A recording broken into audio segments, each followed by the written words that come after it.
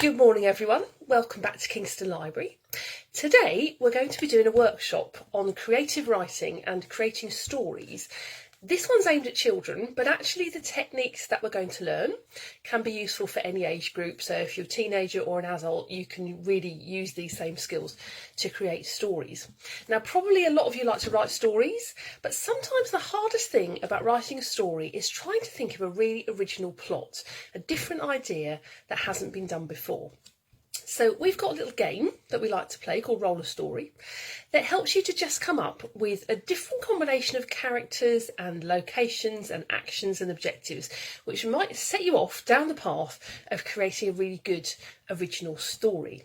Now on Friday this week at 2 o'clock we're going to be doing a live Zoom chat where I'm going to do this with you, so you can log on to that and we can all try and create stories together in the way that we would do if we ran this session in the library. But today I'm just going to show you what you need to be able to take part in that. So we're going to use the worksheet that I've got here, and you're going to need a couple of dice. So if I do the tutorial today, show you what to do, then if you want to join in with our Zoom live storytelling or story writing on Friday, you can do that. So this is what we use in the library. Now this one, I have to apologise, this is Roll a Christmas Story. Obviously it's not Christmas, but this is the one we're going to use just to show you what you need to do. So to do these stories today, we're going to use 2 dice to choose a character. We're going to roll 2 dice to set the scene. We're going to roll 2 dice to start the action, and we're going to roll 2 dice to get a second character and roll 2 more dice to start the story. And then it's really up to you what happens after that. You can take this idea away, you write the story yourself, but we're going to give you ideas to get started.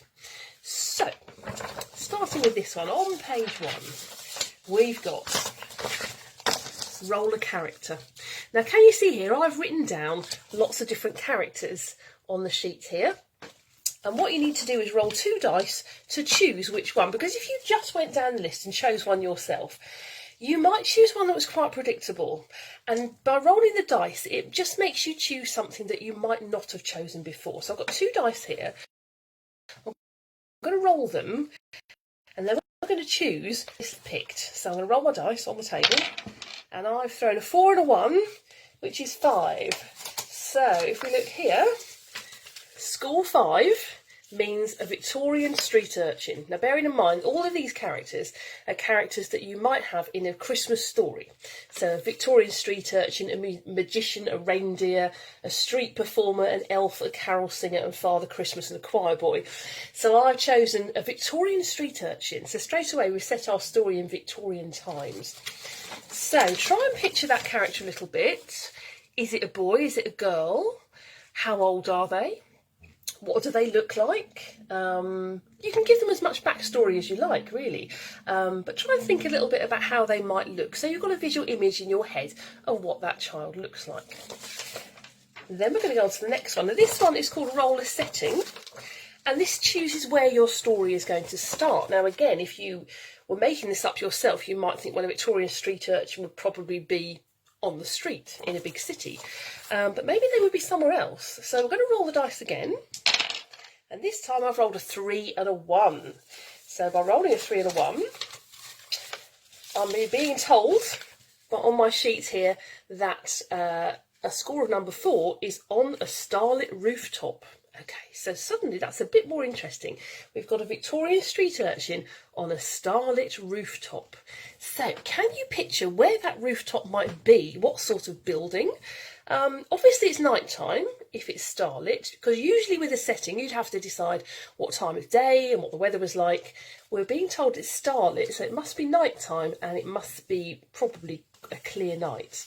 But what are they doing on the rooftop? So start to think about what a Victorian street urchin might be doing on a rooftop. Now we're going to roll the 3rd one. Now the 3rd one is roll the action. Now, roll the action means what is your street urchin doing on a starlit rooftop? And again, the idea for doing this way, picking one at random, is that you might get a more interesting idea than the idea that you might have had if you were just making this up yourself. So the options on my sheet here are reading a map, staring at the sky, waiting for someone, getting dressed, singing a song, writing a letter, rummaging through a bag, listening to a conversation, digging a hole, trying to escape, hiding from someone, or checking the time. So, let me throw the dice, and we're going to find out which option we've got. Now, I've thrown a 3 and a 2, so we've got 5 again. So let's have a look. So number 5 was singing a song. Okay, so our Victorian street urchin is on a starlit rooftop singing a song. What sort of song might they be singing, who to, and why?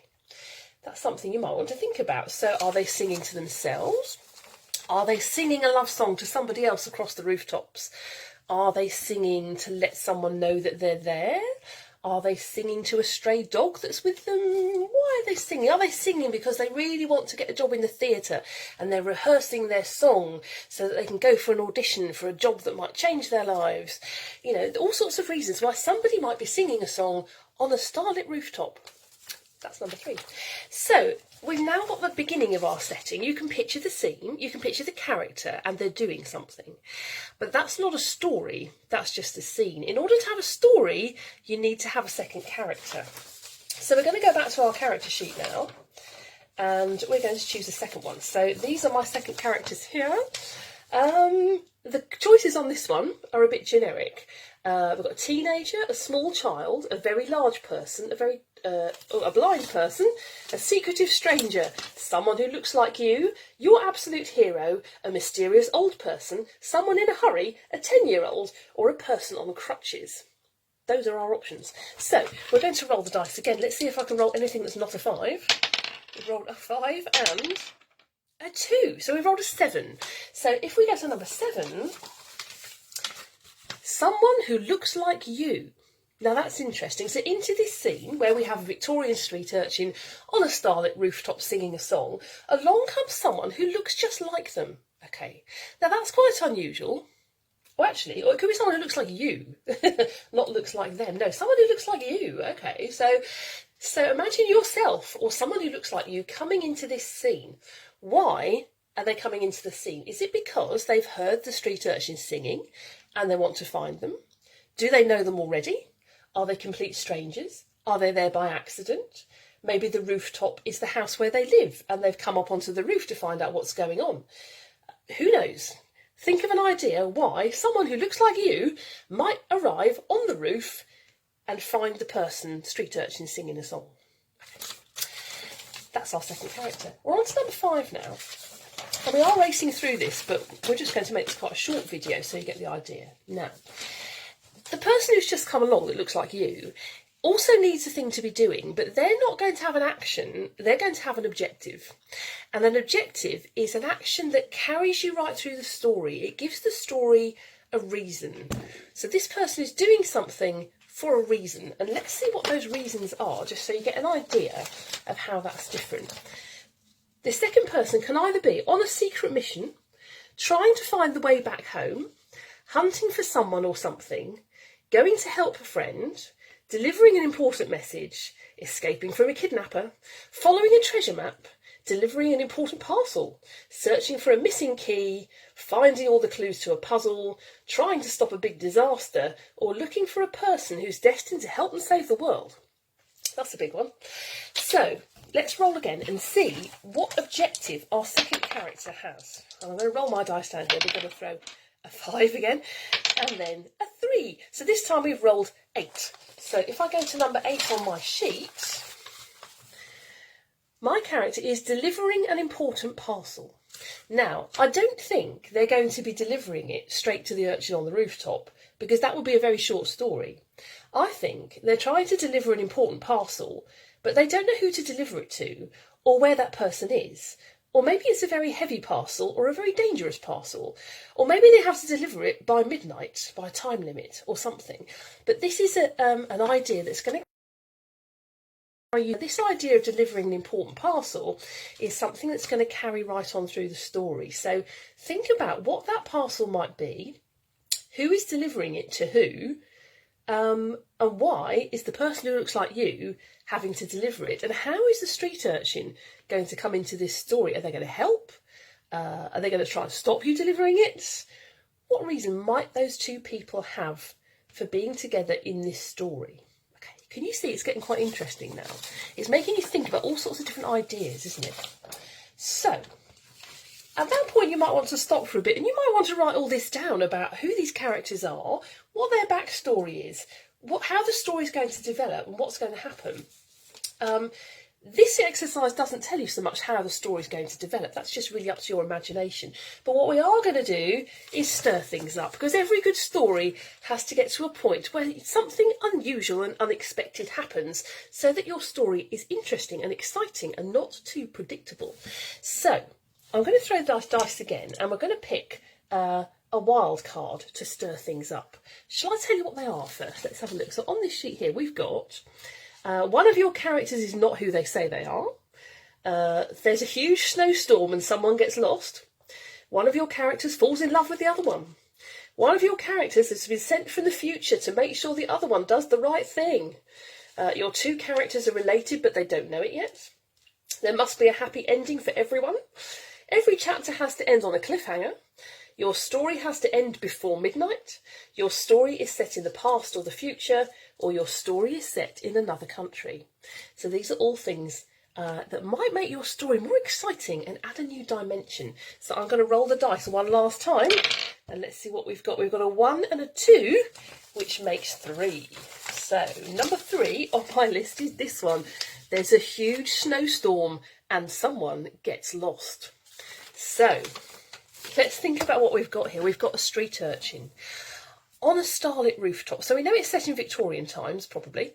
They're on a starlit rooftop, so it's night time. It's probably cold because it's a Christmas story. Let's say it's winter. And it's a clear night, so it's probably very frosty. Your street urchin is singing a song. We don't know what they're singing or who they're singing it to, but you can decide that. And into that situation comes someone who looks like you. They don't have to be like you, but they need to look like you. And their mission throughout this story is to deliver a really important parcel.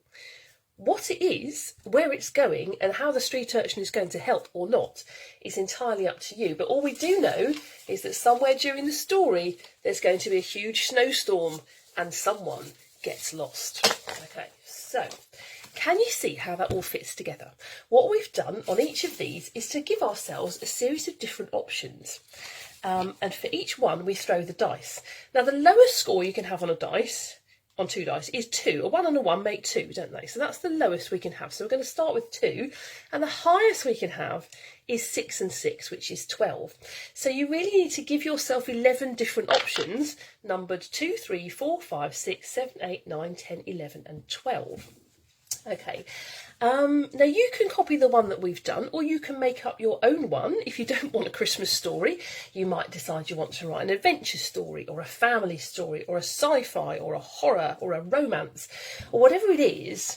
But you can write down your own list of the kinds of characters that might be in one of those stories, the kinds of locations that might be good, the kinds of actions and objectives that might be good. And you can write them as a list, or sometimes we do it this way. Now this is good. This is basically the same thing, but we've done it as a grid. So we're saying you have 2 dice, 1 here and 1 here. If you roll 1 and 1, then you get 2 and you're going to have this answer, which is a prince or a princess. If you rolled a 1 and a 2, you get this one, which is a ghost. And you can fill in all of these here. So you've got lots and lots of different options. What we're going to do at the end of this session is to actually give you a PDF that you can download, which is the same as this, but it's adventure stories rather than the Christmas one. I only use the Christmas one because this is the one that I have at home. I haven't printed off any other ones, but I have got a different one that I can send to you on the PDF. So, does that make sense? It's called Roll a Story. We're using dice to choose characters, settings, actions, a second character, an objective and a wild card. Once you've got all of those, the rest of the story is up to you. We're also going to link this into a creative writing competition that we're launching this week as well on the Kingston Library's Facebook page. So do look out for that. And on Friday, we'll be doing this as a live Zoom session. So if you can create your own lists of characters and settings and actions and objectives by then, we can all try and do it together and work out good stories together. Okay, so do join in with that on Friday if you want to, and do have a go at home. And if you want to leave any comments, please do. If I haven't made it all completely clear, let us know in the comments and I'll see if we can answer some of your questions about this. Thanks for watching. I hope that makes sense, and we'll see you on Friday. Bye.